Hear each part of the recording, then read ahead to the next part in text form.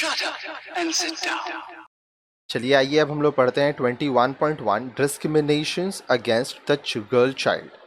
बालिकाओं से भेदभाव। आइए इसके बारे में पढ़ते हैं। Read the following story. नीचे लिखी कहानी को पढ़िए और ध्यान से समझने की कोशिश कीजिए। Seema is a 10-year-old girl living in a small हट।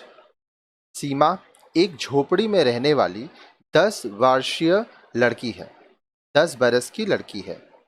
She gets up at 5 in the morning and goes out to perform household chores in others' house.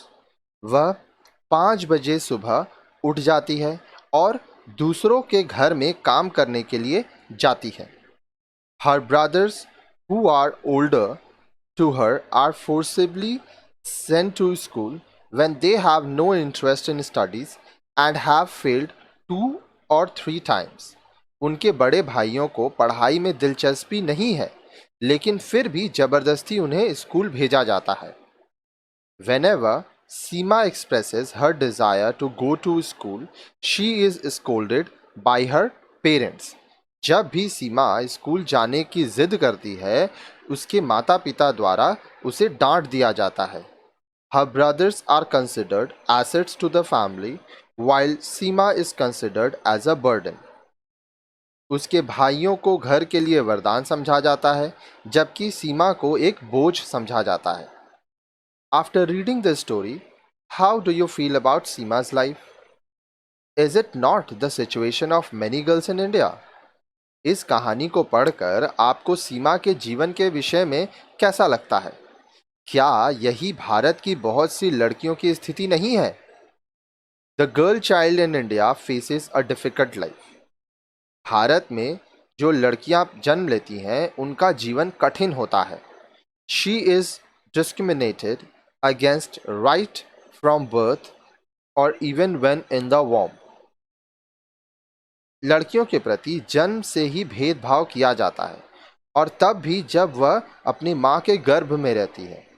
She is unwanted, uncared for and an inferior being in most of the families. कई घरों में लड़कियां अवांछित होती हैं, उनकी देखभाल ठीक से नहीं की जाती है और उन्हें तुच्छ समझा जाता है। Can you outline the discrimination against her?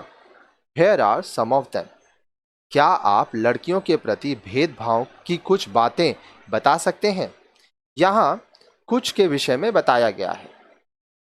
ध्यान से पढ़िए, समझिए। Who takes food first in an Indian family? भारतीय परिवार में पहले खाना कौन खाता है? Is it the girl child? No. Most mothers in our country tend to feed their husband and sons first. लड़कियां? नहीं। हमारे देश में जो माँ होती है वह पहले अपने पति को और अपने लड़कों को खाना परोसती है।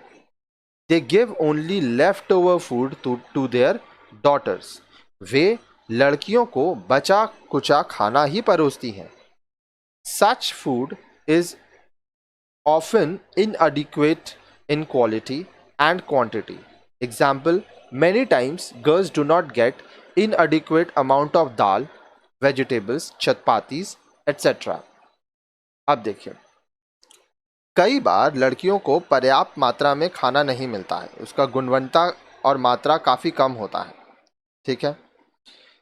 कई बार लड़कियों को दाल कम मिलती है या रोटी या सब्जी नहीं मिलता है। जो बचा रहता है वो लड़कियों को दिया जाता है। The discrimination in feeding habits begins soon after the birth. अब देखिए, जैसे ही लड़की का जन्म होता है, ठीक है, खाना खिलाने में यह भेदभाव तभी से होने लगता है, जन्म से ही होने लगता है। Do you know that female infants are breast feed for shorter duration as compare to male children?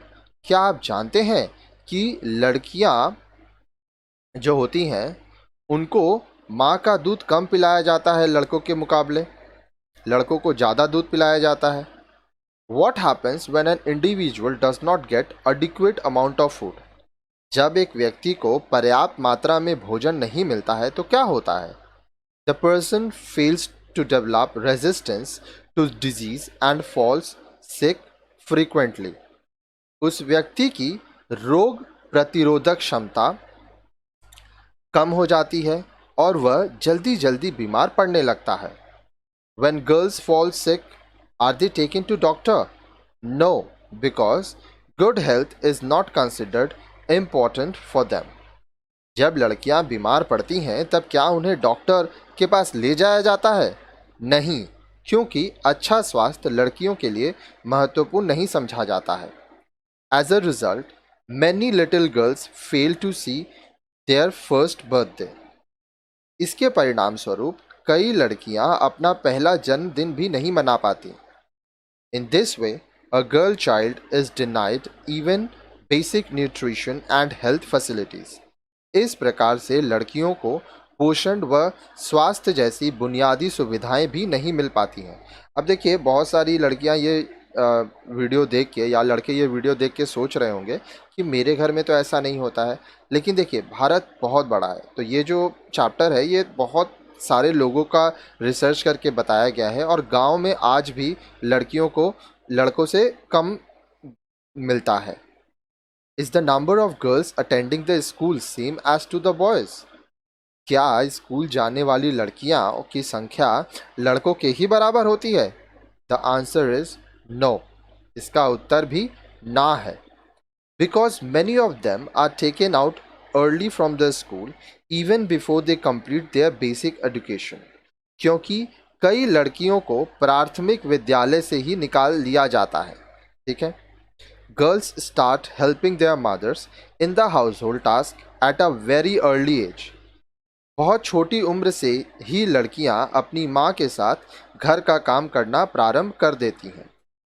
आगे देखिए, ध्यान से देखिए, इसको समझने की कोशिश कीजिए। ये एक चक्र है, आपको समझ में आएगा क्या है।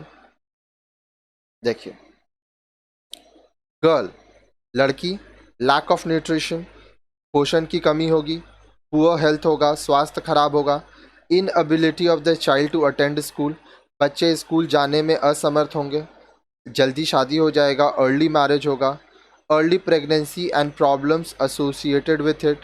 अब जल्दी शादी हो गया तो जल्दी प्रेग्नेंट भी हो जाएगी और इससे जुड़ी समस्याएं होंगी। Poor health of the newborn may prove fatal. अब जो बच्चा पैदा होगा, हो सकता है लड़का ही पैदा हो, लेकिन लड़का का जो स्वास्थ्य है वो भी अच्छा नहीं होगा और कभी कभी बच्चे मर जाते हैं। तो देखिए, ये जो दुनिया है ना, ये लड़कियों के ऊपर ही निर्भर है। ठीक है, तो लड़कियों का सम्मान कीजिए और उनको बराबरी का हक दीजिए।